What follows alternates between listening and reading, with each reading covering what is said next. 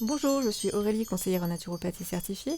Dans la série des podcasts sur le pouvoir du psychique sur notre corps, nous en sommes aux solutions apportées par la naturopathie sur le travail du mental.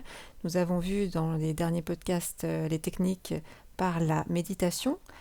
Nous avons vu aussi la réflexologie et les massages. Et aujourd'hui, nous allons voir la sophrologie. La sophrologie a été créée en 1960 par le neuropsychiatre Alfonso Casedo. C'est un exercice qui permet d'entraîner l'esprit à un mieux-être par des techniques de relaxation, de respiration, de visualisation et bien d'autres. Elle fonctionne comme un outil de développement personnel. Elle permet de mieux se connaître, de s'écouter et de mieux appréhender le quotidien ou les situations difficiles. La sophrologie s'inspire de nombreux courants tels que l'hypnose, la méditation zen, le yoga par exemple. Elle s'appuie sur le principe de l'action positive et des sentiments positifs. La répétition du positif amène à développer et renforcer un état de bien-être intérieur. Elle s'appuie également sur le schéma corporel, c'est la capacité de percevoir son corps au niveau notamment musculaire et ainsi de relâcher les tensions, mais aussi de ressentir le moment présent et les sensations du corps. Le champ d'application est assez large, on peut avoir recours à la sophrologie pour des problèmes de sommeil, des difficultés d'endormissement ou des réveils nocturnes.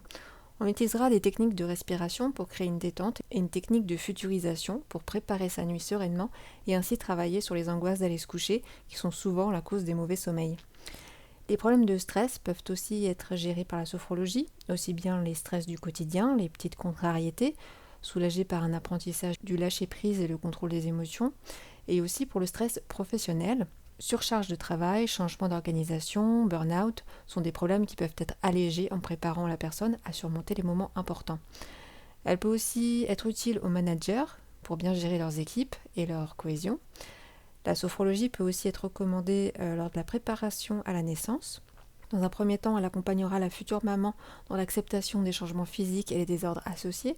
Puis par des techniques de visualisation et de respiration, elle pourra appréhender l'accouchement positivement et aussi travailler sur la gestion du stress et de la douleur. Également utile pour les enfants afin d'améliorer leur confiance en soi et les adolescents pour traverser l'étape charnière de l'adolescence de manière plus sereine, en travaillant sur l'acceptation des changements physiques et émotionnels, sur la confiance, mais aussi sur les périodes d'examen. Les seniors y trouveront une aide pour gérer leur solitude, leur mémoire, la dépression ou les douleurs chroniques. La sophrologie peut également aider de manière plus générale pour les troubles alimentaires, les traumatismes passés et les appréhensions futures. L'idée étant, une fois les techniques apprises, de se les approprier pour les mettre en place dans le quotidien afin de pouvoir autogérer ou anticiper les problèmes ou émotions. Une pratique régulière renforcera le bien-être. Les techniques pour calmer le mental sont nombreuses. J'aurais pu mentionner également la cohérence cardiaque, outil fantastique qui a été prouvé scientifiquement et qui permet par le biais de la respiration de retrouver le calme rapidement.